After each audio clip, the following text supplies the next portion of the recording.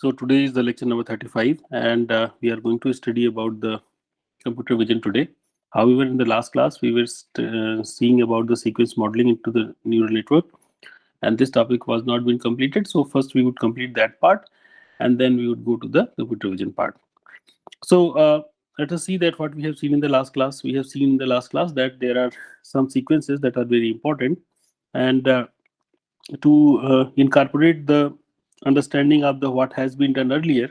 So there was a small change into the neural network architecture. So here you can see that this is a hidden layer, and this is the input layer, and this is the output layer. In between, into the hidden layer, we have actually increased some more thing. For example, here one more unit we have increased, and we are not using this to get the output. Actually, we are going to use this to store the state of the things. So how we are going to use that? That we are going to use whatever value over here, we are going to feed the same thing at the next time when the things are going to be given as an input, we are going to provide at this particular place. So what is the effect of this kind of arrangement we have seen in the last class? That if this kind of arrangement we have, and there is one input also, and here nothing has been provided, X is going to be input in these units only, and this is going to be coming from the previous thing. So at the time t, let's assume that we have provided some input and we are expecting some output at the time t plus 1. But t plus 1 needs this value also. How can I get this value? So let's assume that there was some state before that. And since we are going to use the same value to feed over here, so we can expect this arrangement into this particular way where we think that this value has been provided over here. So if you want to compute this value, so essentially what are the inputs? Input at the right current time and something that was there into the time t plus 1. And you know that this thing, this value is dependent upon all these values. So it is dependent upon this thing.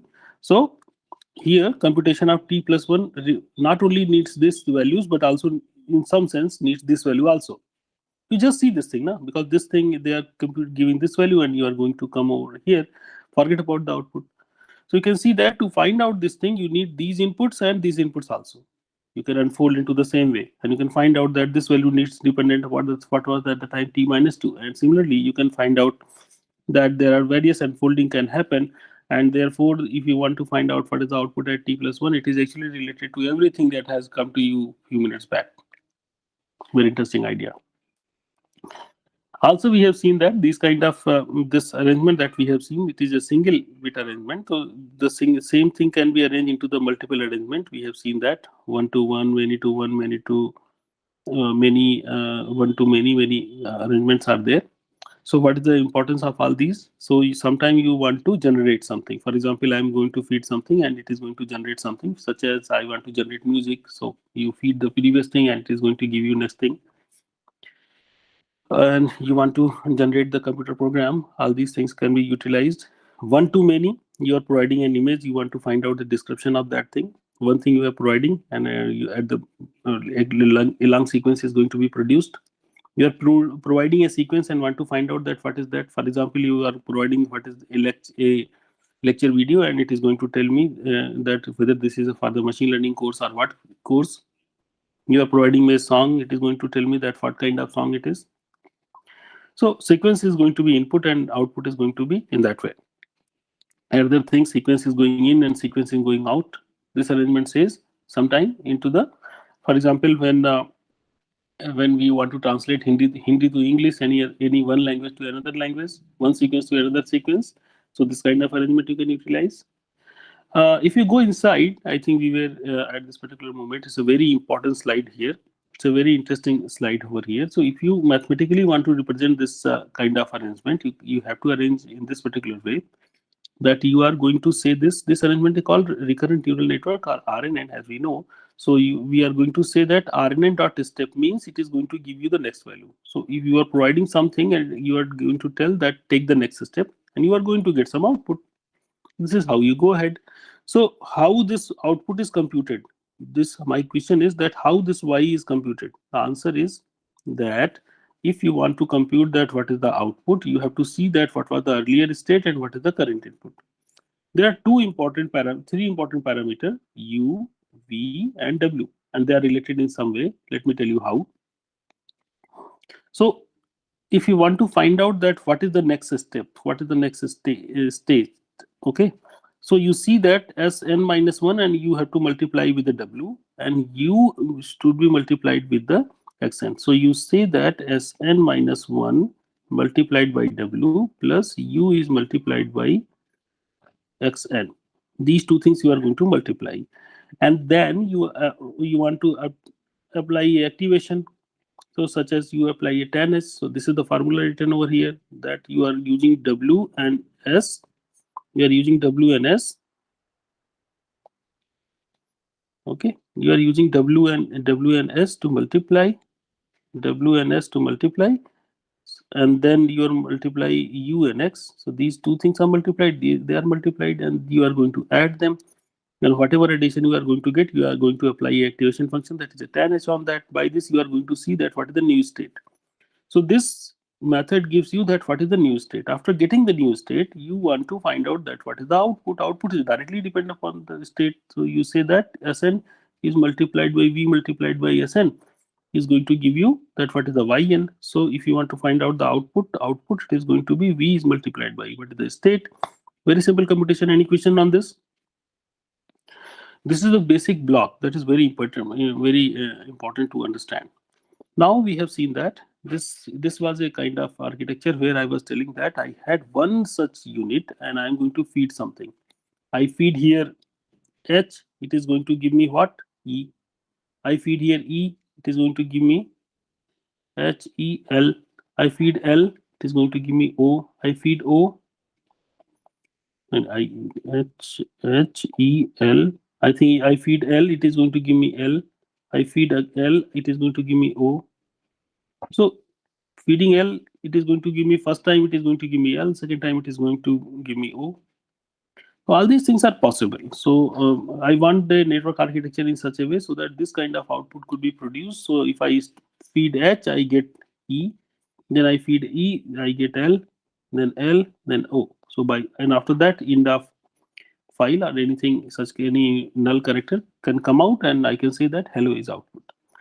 So I want to maintain these kind of weights, such weights, so that this kind of things is possible. I want to maintain these values such a way so that this kind of computation is possible. How to find out this? Actually, the question becomes that how to find out these values. So you know that that's not a difficult thing to understand, that actually you want to find out the right value of UVW so that this phenomena can occur. Okay, you want to find out such that this phenomena is occurred. So if you unfold in the time, you can think that the same thing is going to give you the output. So this that if you want to find out here, instead of tan h, it is applying sigmoid. Here also it is applying sigmoid. That is perfectly fine, whatever activation you want. So this equation is clear to everybody. Can anybody write yes? That if you want to find out the state, you have to multiply with these two components, and you apply a activation, you get the what is the state. If you want to find out the output, you apply this state, multiply with this state with the value, you get the output. Any question on that? Till now everything is clear. Can you write yes? Atharva, Maloney, yes. Okay, good. So my question is that if you want to train anything, you have to find out that what is the loss, how to find out the loss, where is the loss, what is the value.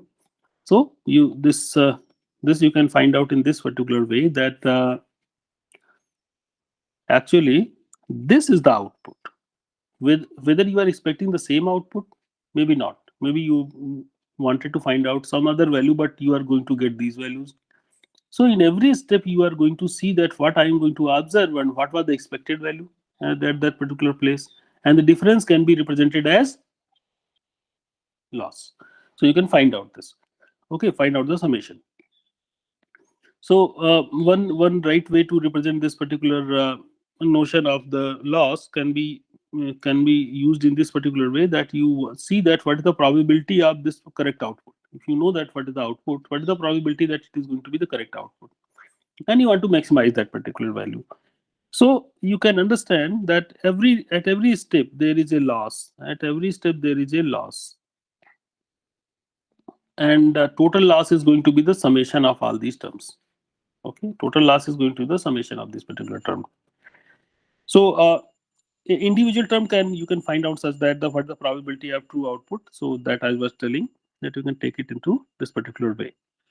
So ultimately, you want to find out these values. What is the W, U, and V?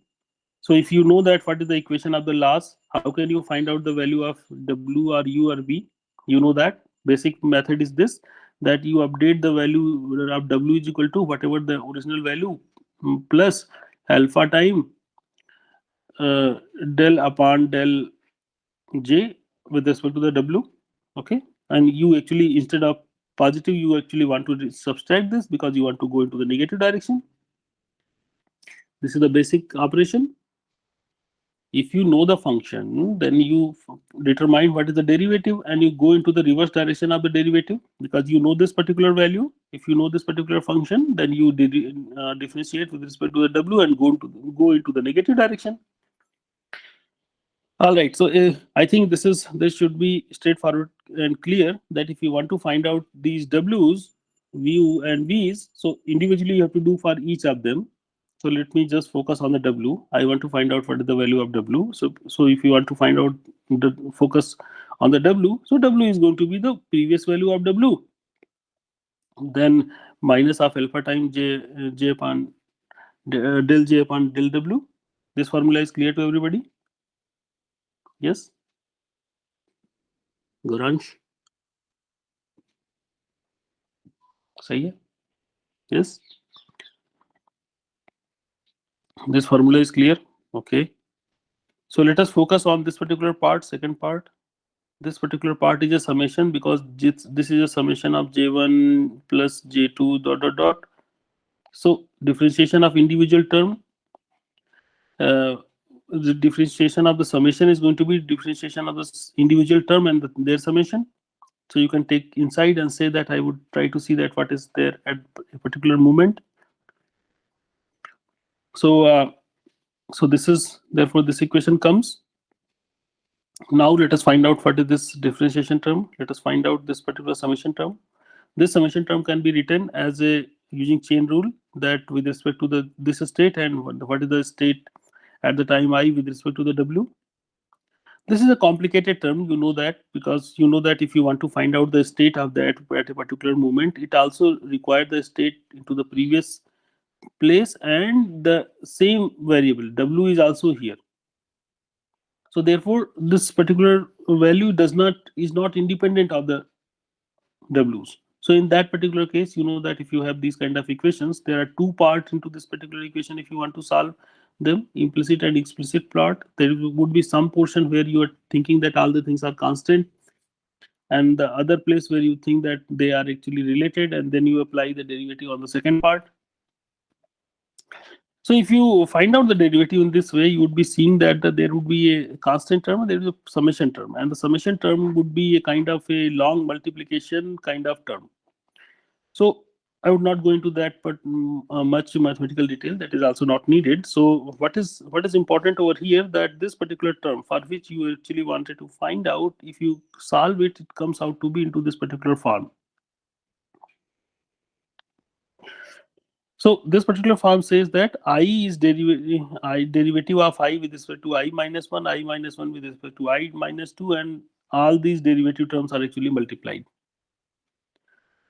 We would also not go into the detail that this particular value is actually upper bounded, and you can find out that there is a maximum value C, that all these values, individual terms, are actually upper bounded by some particular value.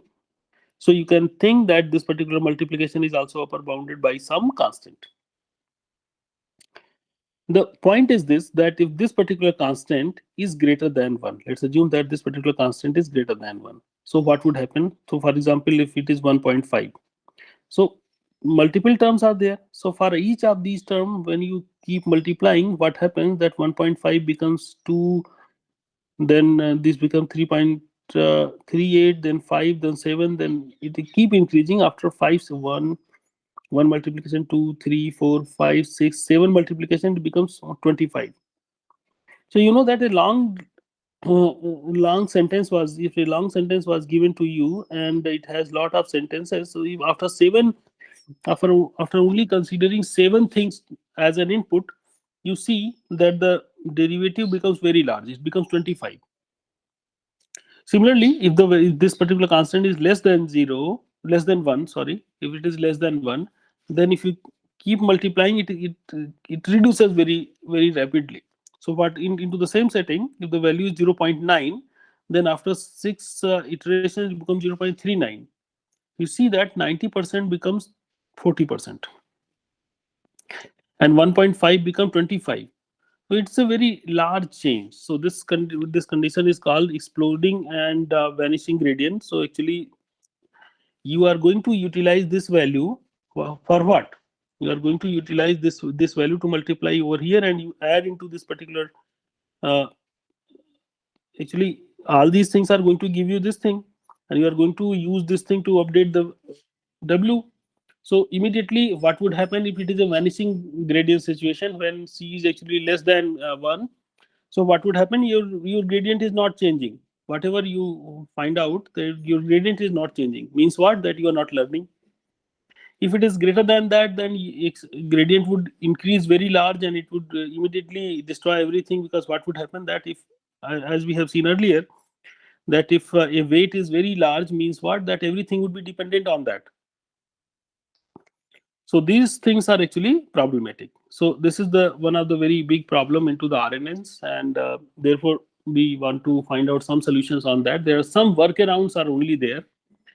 One first method would be clipping, that if you say that the value is greater than some threshold, then I would say I would not use the higher value. For example, I was telling here, na, value becomes greater than 25, but you put a threshold on 5. If the value is greater than 5, then I would use 5 only to modify. If the value is less than 0.59, I will use only 59. I would not go to till the 0. So this is the one way where I say that, and clipping, where I say that if the value is less than this value, I would use this particular value instead of using the maximum value that I obtained. Another thing is this, that when you are actually going to train, you don't train for the complete thing. You remove this particular part. You are only going to train for this particular part. When you are trained on that, then you go to train for the next part. This is called the truncated back propagation. Both these ideas are not that much suitable. However, they try to solve the problem that we have just discussed in some way. Next better method is the LSTM, long short term memory, and that is a very interesting idea. And let me tell you what. So it is the first important thing that I wanted to tell you, that you should make it highlight, that this was proposed in 1997, way back. And people started using a lot of these things around 2010 or so. After that, so this was for 13-14 years, nobody was actually using this thing. This is a very interesting thing. Because of the re-emergence of the deep learning, people started using this. So what is the important over here? This particular model actually says that if you have, just think about this by yourself, just you think that if you have something, some knowledge, if you have, and if you want to update it to something else, so what you have to do? Something you have to forget, because if there was something you want to forget something, then you want to learn something, learn new, okay, and these two things you want to update, and if you want to provide the output, so you also need a circuit for the output. If you want to learn new thing, so what you are going to learn, and in what direction? Two things you have to understand. What do I mean by this? Let's assume that you have a value 100, and you say that no, now the value 100 is not that good. I want to multiply it with a 0.2, means you can reduce it. So the value becomes 20. Okay. Then you say that I'm going to add something that is, say, 5. What you are going to learn is 5. But this 5, whether you want to add or subtract from this, so somebody is going to tell you that whether you are going to add or subtract. So if let's assume that you want to subtract this thing, so the value becomes 20 minus 5, the final value is 15. Understand? This is the mathematical model.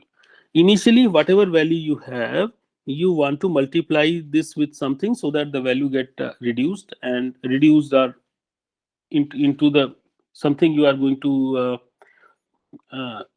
regularize. And then the next thing would come, that how much you are actually what is the thing that you want to add or subtract. And then somebody is going to tell you that whether you are going to add or subtract. So these are the three things: first, second, and third. And the fourth thing is output. So output, you know that, because whatever state you have, based on that you are going to apply something to get the output. So let us see the architecture. For each of these four things, there are separate networks applied into the LSTM. Into the LSTM, everything have a separate circuit. So four special neural network circuits are there. So let me show this particular architecture. Everybody, please see. This is the input at the time t. Okay, and this was the state that was there. Okay, so what it is going to use, that this value and this value, they are going to provide it as an input over at this particular place. And there is a neural network. Let's assume that this is properly trained. If it is not trained, we would train it and find out the right parameter. So this is not we are right now discussing. Let's assume that this is properly trained. So if you provide the input and the h state at the time t minus 1, it would be able to tell you that what is the target factor. This factor is multiplied with the previous value, and you are going to get the new value over here. Make sense? Then the next thing comes. So see this particular formula. This particular formula, how to find out the target. You provide the two inputs and a bias. That is not a very difficult thing to see. So you by this equation, you find out that what need to be done. Is it clear? Okay. Using these two values, it tells me that what to target. If you get this value, you multiply c t minus 1 with the ft. So c t minus 1 is multiplied by with the ft. So you get the new value. Now this new value need to be added something. What to be added? So this particular network come that tell that what I am going to learn. So this tells you that what I am going to learn. This second network tells that in what direction it is, positive or negative. If I want to add, for example, here in our, if you just see into the light of the previous example that we have seen, this was the 100 value, this gives you 0.2, and this networks gives you 5, and this network gives you that +1 or -1. So as into the previous example, this gives you the minus. So this minus and 5 are multiplied, and then you get what to add. It becomes -5. Everybody clear about this? So I need not to write it into the much detailed way. I only have to see that this particular thing is going to give you the tan s. So what is the angle? This you can see that. What is the direction? You can find out from here. Then what is the final value? You see that this is multiplied by this. So ft is multiplied by previous thing, and then you are going to add what, this value and this multiplication of these two values. Okay, so this is how you get the next value. Now you got the ct. This is the final value you obtained. Now I want to find out that what is the output. So if you want to find out the output is going to be that you apply, so input, so because this is the input, so you apply the ht minus 1 and xt, and you find out that what is the output. So by define, there is a third network that gives you that what is the output. This output is multiplied by tan of ct, because now again we want to find out that in what direction we have to go. So this is going to give you the output, and this output is being you apply whatever you have actually till now, you have whatever assimilated. You want to see that what should be the right direction. See this particular part, ct is coming from here. So this value is applied at tan s, that tells that whether I should be again take it into the positive or negative direction, and then what is the output, and based on the output, this is going to be the next next state value. Make sense? So this is what the architecture of this particular equation, this particular LSTM. So very simple example that we are going to see into this particular slide. This particular example is actually, I'm not going to the much detail, but this is all the codes is written over here. I encourage you to write by yourself, type by yourself, copy from the slides and run by yourself. Let me tell you that what this particular code is. This code is written, this is a simple program that where 5 numbers are fed and we want the second number as an output. So what do I mean by this? That I am going to provide a list containing 5 items and the output to the system, and I'm going to tell that learn from this. Randomly, I'm generating a list of 5 numbers. So how many numbers are there? 1, 2, 3, 4, 5 numbers are there, and I'm going to give you second number as an output. So I'm going to supply 6 numbers to the system, and I'm going to say that learn about that. So why I'm going to give you the second number? You can change whatever number you wish. You can change to say that let's by yourself. You should see that you provide here the third number and train the model. So what would happen that this LSTM model would actually learn that by itself. I'm not telling that I'm providing you the second number, but the algorithm is trying to find out by itself that I'm going to provide the second number, and whenever you are going to give the new array, it is going to return you the second number by itself. Okay. So length is 2, output index is 2. You can change this to the third item, fourth item, and also try to see by running that whether this is going to give you the 100% accuracy or not. Okay. Another example, very interesting example, where 4.4 MB file has been created using Shakespeare's whatever he has written, and it was fed to the 3 layers neural network with the 512 hidden nodes in each layer. So this was the original work that was written by the Shakespeare. And as I told you that if you want to generate anything, you provide some output. For example, if I given this input, the system is going to give me these words one by one, one by one, one by one. Whether they make any sense, maybe not. But you can see that it looks like that from very high level perspective, it looks like that it is also the works from the Shakespeare, because you can see that there is a name, then there is a column, and then there the things are generated into this particular way. So this is another example of the Shakespeare's thing. So this is actually what the repository, you can find out the code from here and you can execute. Next example. So there was a book on algebraic geometry, latex file. Na? You know that latex file. What is the latex file? It is a kind of code. If you combine, you can get this kind of all these kind of thing. So there was a book on algebraic geometry and latex file. On that latex file, a neural network was trained.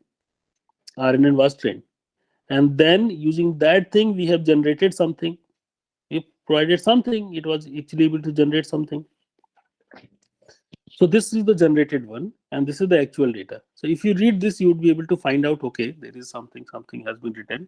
But if you read this, would you also be able to figure out that what is here?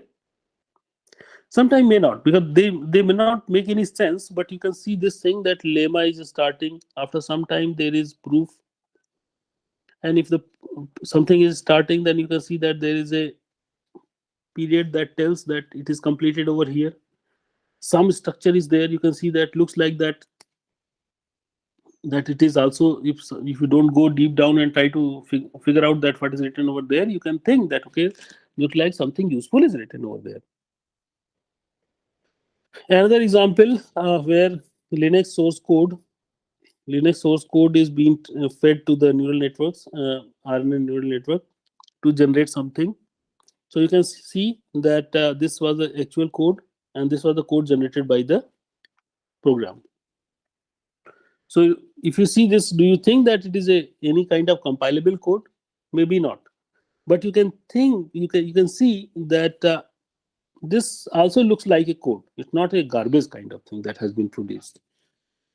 There is a static, there is a semicolon starting, semicolon ending. So there is a kind of language structure is there. So if trained on this thing, the RNN actually understand that what are the things that are going to come, and this is he had produced. There are some problems with this code, such as sometime you know that here if you are going to use a variable, you have to declare first. Here he may not be able to understand that. Without declaration, he may assign some value to some variable. So those kind of problems are only there. Otherwise, you can see that the code is very good, and it looks like that it is a code. This is a very interesting example where we want to caption an image. Okay, so if you want to caption an image, so this is the basic RNN model. You know that into the RNN, what happens that if you provide something, it is going to give me the output, such as if I provide the start, it is going to give me the stra. If I feed stra, it is going to give me hat. If I provide hat, it gives int. So what the description of this particular image? It is stra hat.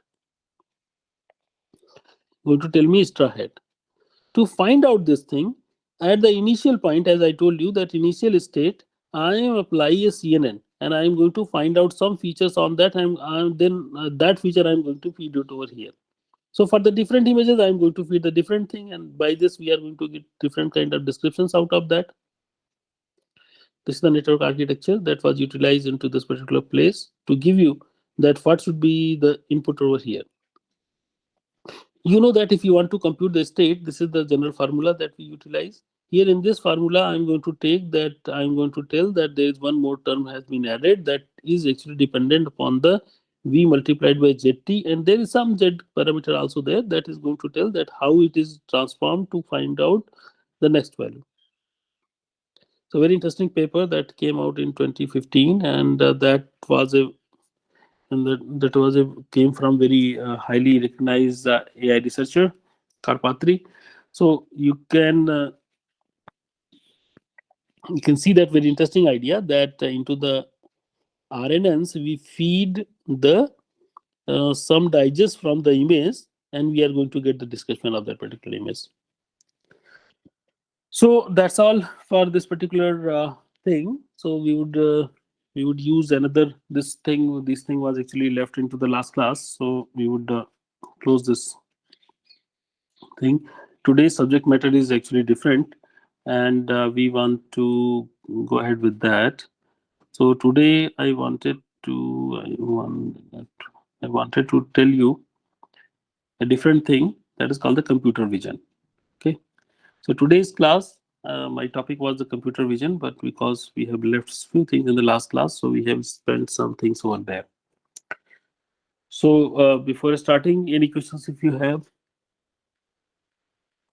So just tell me, everybody, please tell me that how many of you are aware about the computer vision? Yes or no? Yes, Goransh? So many yes are there. So which is just Goransh is there, Miloni is also there. Atharv, are you aware of computer vision?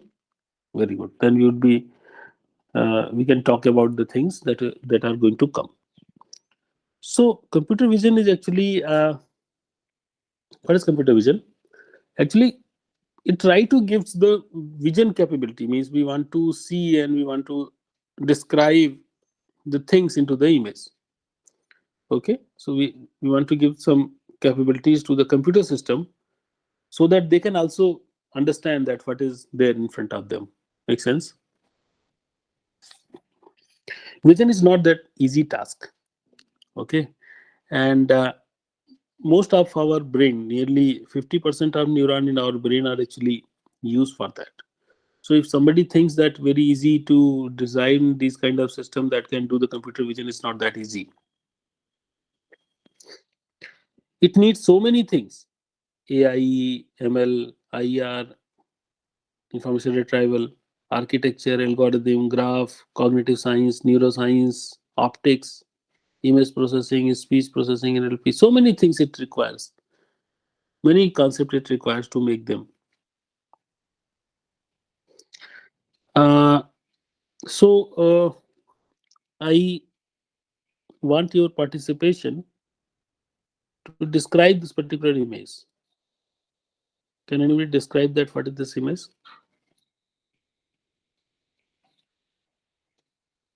Let us test our computer vision. What is this image? Can anybody tell? Can anybody describe? Meloni?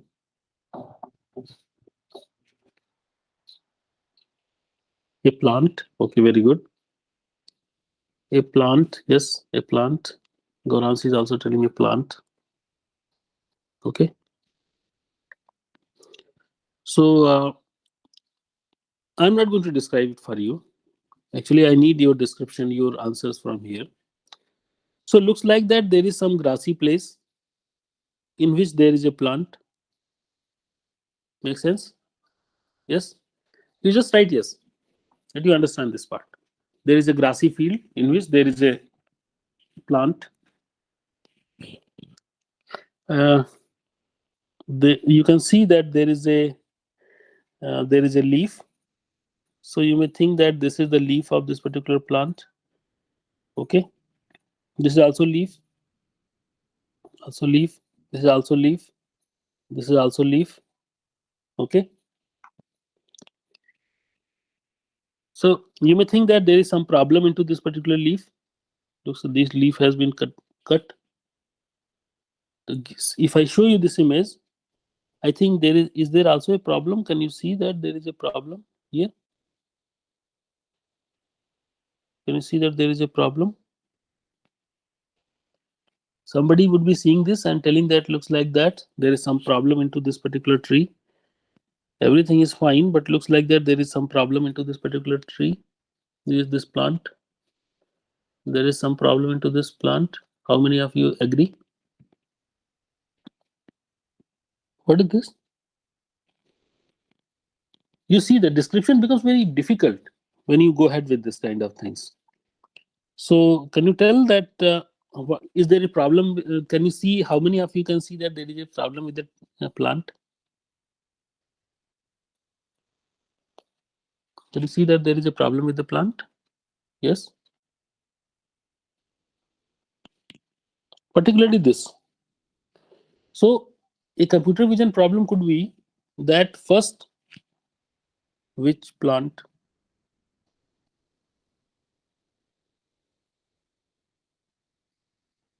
Can anybody tell which plant it is?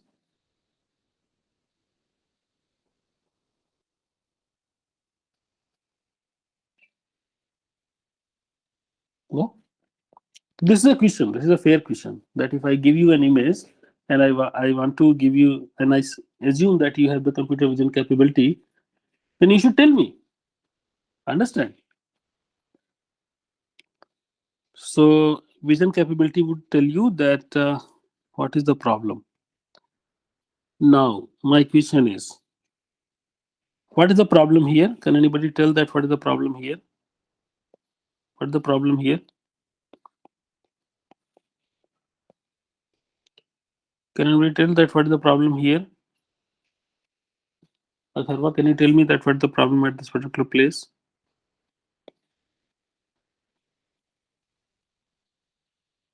A dry leaf. The leaf is dry. Looks like that there is a problem with the water. Okay. Meloni, can you tell me that what is the problem over here?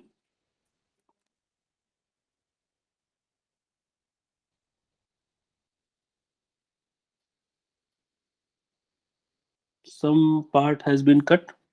So looks like there is some insect that is going to have the problem. Yes.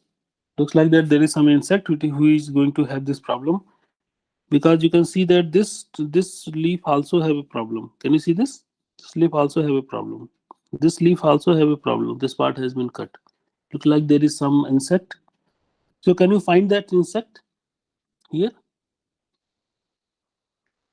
Can you see this? Yes or no?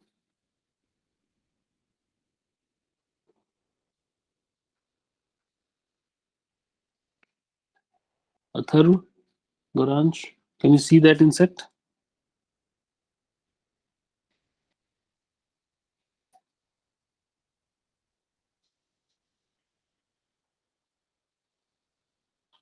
Yes or no? Yes. Where is that? Can anybody name this thing? What is this?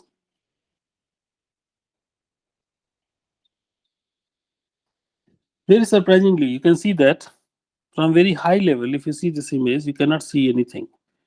But if we go deep down, you can find out this thing. So very interesting. This is the image taken by me from my garden, and for very difficult to see that there is any kind of problem. So vision is a very challenging field. It's not that easy to go ahead with that. Okay, it needs so many things. Now you can understand that it's not that easy. It's not that direct. And the same problem was happened with the MIT in July 1966. So artificial intelligence group of the MIT, they thought that the problem which are there related to the vision, that can be solved very easily into the 2-3 months. That's not very difficult thing. So they have thrown a study oriented project kind of thing, as you do, to their student into the summer. The summer vision project is an attempt to use our summer workers effectively in the construction of significant part of the visual system. The particular task was chosen uh, partially because it has been segmented into the subproblem, which will allow individuals to work independently and yet participate into the construction of the system complex enough to be reveal landmark in the development of the pattern recognition. So it was a summer project. This is the first time somebody was thinking to build a computer vision based system.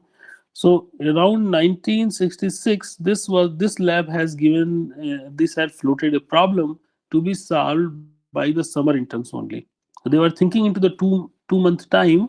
They have divided this problem into the various parts, and if everybody is solving individual parts, then they would be combining and able to solve this computer vision task completely. But now you can understand that even after 60 years, this problem is still a problem, and we have not still solved this completely. This is also a very interesting example. You may have heard about this, that this there was an Afghan girl, and his name was, I think, Sharbat Gul or something. So there was a photographer in a I think National Geographic uh, magazine. So he was visiting Pakistan for taking some photograph, I think, into the Afghan. So he visited Afghanistan, and he have taken the photograph of this particular girl when she was a young girl. What happened that because of some reasons, this girl was actually later detained somewhere, and it was not clear that what is her